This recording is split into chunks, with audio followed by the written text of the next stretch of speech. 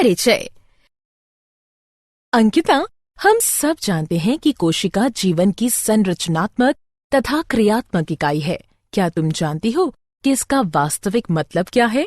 इसका मतलब एक अकेली कोशिका जीवन के सभी मूलभूत कार्यों जैसे भोजन तथा श्वसन वाली गैसों का ग्रहण करना, श्वसन, उत्सर्जन आदि को संपन्न कर सकती है।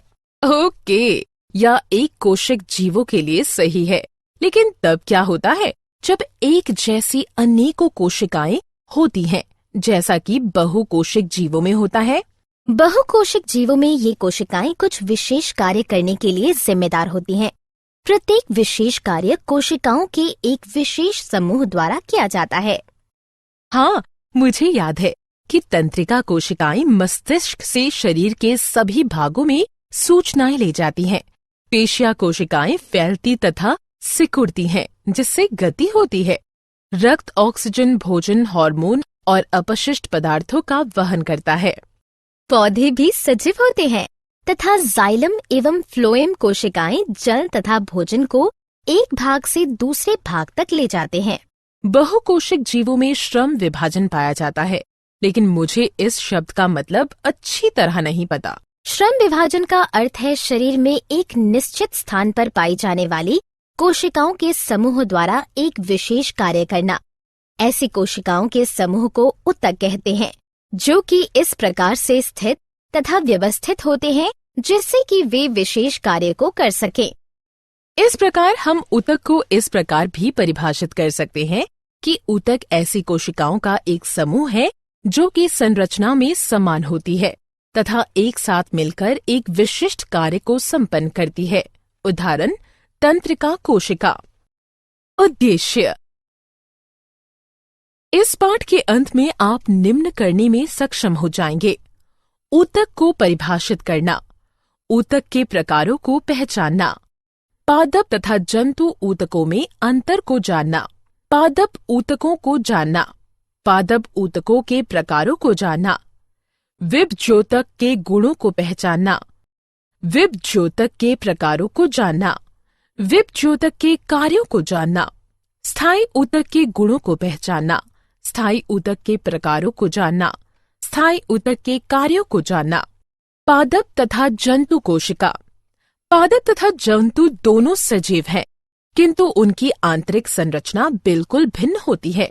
क्या तुम बता सकते हो कि ऐसा क्यों होता है? मैं एक मुख्य अंतर ये जानती हूँ कि पौधे स्वपोषी होते हैं, अर्थात वे हरित लवक यानी क्लोरोप्लास्ट की सहायता से सूर्य के प्रकाश, कार्बन डाइऑक्साइड तथा जल की उपस्थिति में अपना भोजन स्वयं बना सकते हैं। वे एक ही स्थान पर रहते हैं, इसलिए पौधों में इस प्रकार के ऊतक पाए जाते हैं जो कि उन्हें मजबूती प्रदान कर सके। उनमें से कुछ मृत ऊतक होते हैं जो कि यांत्रिक मजबूती प्रदान करते हैं। हाँ, मैं जानती हूँ कि जंतु परपोषी होते हैं तथा भोजन, साथी तथा आश्रय की खोज में उन्हें इधर उधर घूमना पड़ता है, इसलिए उन्हें पौधों की तुलना में अधिक ऊर्जा की आवश्यकता होती है। इस कारण से जंतुओं की अधिकतर ऊतक जीवित होते हैं। पौधों तथा जंतुओं के बीच उनकी वृद्धि के प्रतिरूप में एक मुख्य अंतर होता है।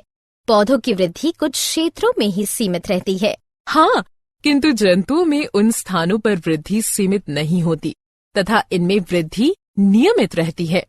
जंतुओं में ऊतक तंत्र का संरचनात्मक संगठन अधिक विशेषीकृत होता है। पादप ऊतकों के प्रकार।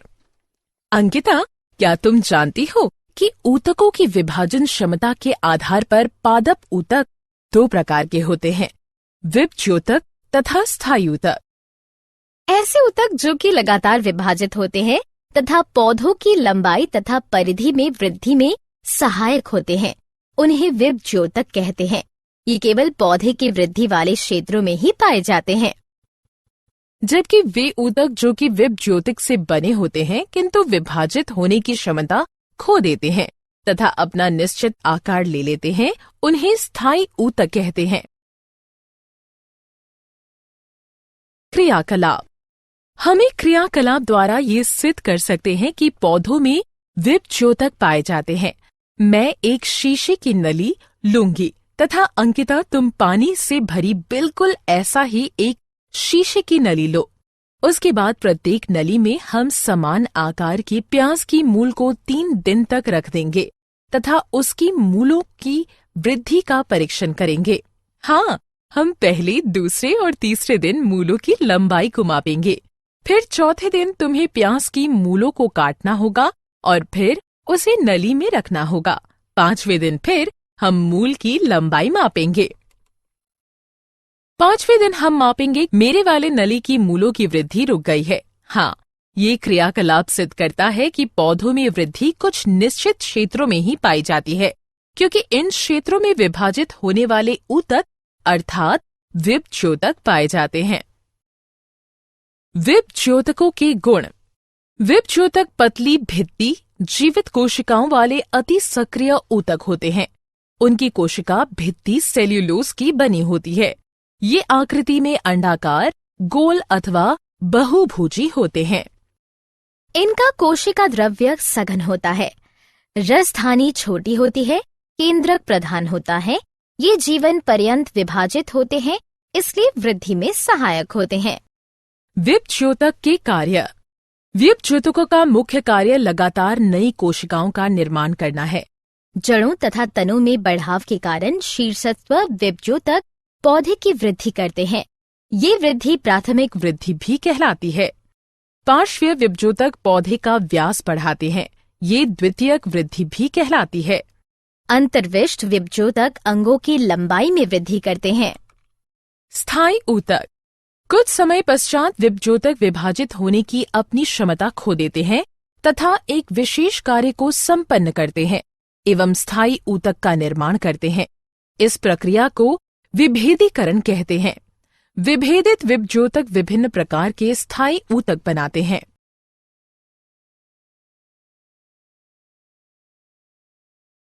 स्थायी ऊतकों के गुण। स्थायी ऊतकों में कोशिकाएं पतली या मोटी भित्ति वाली, जीवित या मृत तथा परिपक्व होती है।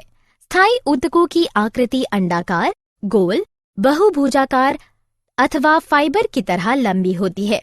इनमें अंतराकोशिक स्थान पाया जाता है। कोशिका द्रव्य रसधानी युक्त होता है, क्योंकि इसके अंदर विभाजन होने की क्षमता नहीं होती, अतः ये वृद्धि में सहायक नहीं है। क्रियाकलाप। हम एक क्रियाकलाप द्वारा देख सकते हैं कि पौधों में विभिन्न प्रकार की कोशिकाएं पाई जाती हैं। एक पौधे के तने को लो तथा उसके पतले सेक्शन भाग काट लो। अब इसे सेफ्रेनिन से रंजित करो। इसे स्लाइड पर रखो तथा ग्लिसरीन की 1 बूंद डालो। अब इसे कवर स्लिप से ढक दो। अब सूक्ष्मदर्शी से इसका निरीक्षण करने पर हम विभिन्न प्रकार की कोशिकाएं तथा उनके विन्यास को देख सकते हैं। स्थायी ऊतकों के प्रकार। कोशिकाओं के व्यवहार के आधार पर स्थायी ऊतक 2 प्रकार के होते हैं, सरल स्थायी ऊतक एवं जटिल स्थायी ऊतक। सरल स्थायी ऊतक उन कोशिकाओं के बने होते हैं जो कि कार्य तथा संरचना में समान होती है। सरल स्थायी ऊतकों के प्रकार। कोशिकाओं के व्यवहार के आधार पर सरल स्थायी ऊतक 3 प्रकार के होते हैं, पैरेन्काइमा, कॉलेन्काइमा तथा स्क्लेरेकाइमा। पैरेन्काइमा पतली प्राथमिक भित्तियां वाली कोशिकाओं से मिलकर बने होते हैं, जो कि उनके प्रोटोप्लाज्म को बनाए रखती है। कॉलेन्काइमा मोटी प्राथमिक भित्तियों वाली कोशिकाओं से मिलकर बने होते हैं, जो कि उनके प्रोटोप्लाज्म को बनाए रखती है। स्क्लेरेन्काइमा लिग्नन युक्त द्वितीयक भित्तियों वाली कोशिकाओं से मिलकर बने होते हैं, जो कि परिपक्व अवस्था में अपना प्रोटोप्लाज्म खो देते हैं, अर्थात वे मृत हो जाते हैं। क्रियाकलाप। एक अन्य क्रियाकलाप द्वारा पत्ती की कोशिकाओं की विभिन्न परतों को हम देख सकते हैं। अंकिता, रियो की एक पत्ती लो। हाँ, मैंने रियो की एक पत्ती ले ली है। अब मुझे क्या करना चाहिए? अब इसे थोड़ा सा दबाव लगाकर तोड़ो। जब तुम इसको खींचते हो तो कटे हुए भाग से थोड़ा इसका गूदा या छिलका बाहर निकल आता है। मैंने इसका छिलका निकाल दिया है तथा इसे जल से भरी हुई पेट्री डिश में रख दिया है। हाँ, अब सैफरन इनकी कुछ बूंदें मिलाओ तथा 2 से 3 मिनट इंतजार करो। अब मैंने एक बूंद ग्लिसरीन की सहायता से इसे एक स्लाइड पर रख दिया है तथा इसे कवर स्लिप से ढक दिया है। जब तुम सूक्ष्मदर्शी की सहायता से इसका परीक्षण करोगे तो तुम्हें कोशिका की अनेक परतें दिखाई देंगी। कोशिका की सबसे बाह्य परत को एपिडर्मिस कहते हैं। ये साधारणतः कोशिकाओं की एकल परत से बनी होती है। एपिडर्मिस की बाह्य तथा बराबर वाली भित्तियां आंतरिक भित्तियों के मुकाबले अधिक मोटी होती है। सभी पौधों की पूरी सतह पर एपिडर्मिस पाई जाती है। ये जल हानि के विरुद्ध यांत्रिक आघात तथा परिजीवी कवक के प्रवेश से पौधों के सभी भागों की रक्षा करती है। पत्ती की एपिडर्मिस में छोटे छोटे छिद्र होते हैं जिन्हें स्टोमेटा कहते हैं। स्टोमेटा के 2 वृक्क के आकार की कोशिकाएं घेरे रहती हैं जिन्हें रक्षी कोशिकाएं कहते हैं। ये कोशिकाएं वातावरण से गैसों के आदान प्रदान तथा वाष्पोत्सर्जन में सहायक होता है। सरल स्थायी ऊतकों के कार्य। पैरेन्काइमा एक संचय ऊतक की भांति व्यवहार करता है। यह अपनी फूली हुई कोशिकाओं के कारण अन्य ऊतकों के मध्य स्थानों को भरता है तथा पौधे की आकृति को बनाए रखता है। ये भोजन को संचित करता है तथा उनका स्वांगीकरण भी करता है। पैरेन्काइमा तथा कोशिका भित्तियों द्वारा पदार्थों का संवहन होता है। उनके अंतराकोशिक स्थानों द्वारा गैसों को विनिमय भी होता है। वे पौधों के व्यर्थ पदार्थों जैसे टेनिन, गोंद, रेजिन आदि का संग्रह भी करते हैं। कोलेनकाइमा एक यांत्रिक ऊतक है, इसलिए ये यांत्रिक सहायता तथा लचीलापन प्रदान करता है। स्क्लेरेनकाइमा मुख्यतः यांत्रिक होता है तथा सुरक्षा प्रदान करता है। ये पौधों को मजबूती, उभार तथा लचीलापन देता है। जटिल स्थायी ऊतकों के प्रकार। जटिल स्थायी ऊतक एक से अधिक प्रकार की कोशिकाओं से बने होते हैं। ये सभी कोशिकाएं परस्पर मिलकर एक इकाई के समान कार्य करती हैं। कोशिकाओं के व्यवहार के आधार पर जटिल स्थायी ऊतक 2 प्रकार के होते हैं, जाइलम तथा फ्लोएम। पौधों के सहायक तथा जल संवहन ऊतक मुख्यतः वाहिनिका, ट्रेकिड, वाहिका तथा काष्ठीय ऊतक से मिलकर बने होते हैं। पौधों के भोजन संवहन ऊतक चालनी नलिकाओं, रेशों, पैराक्राइमा तथा स्क्लेरेट से मिलकर बने होते हैं। जटिल स्थायी ऊतकों के कार्य। जाइलम का मुख्य कार्य जड़ों से पौधों के अन्य मुख्य भागों तक जल तथा खनिज लवणों का ऊर्ध्वाधर संवहन करना होता है। फ्लोएम पत्तियों द्वारा प्रकाश संश्लेषण द्वारा निर्मित भोज्य पदार्थों को संचित अंगों तथा बाद में पौधों के वृद्धि वाले क्षेत्रों तक पहुंचाता है।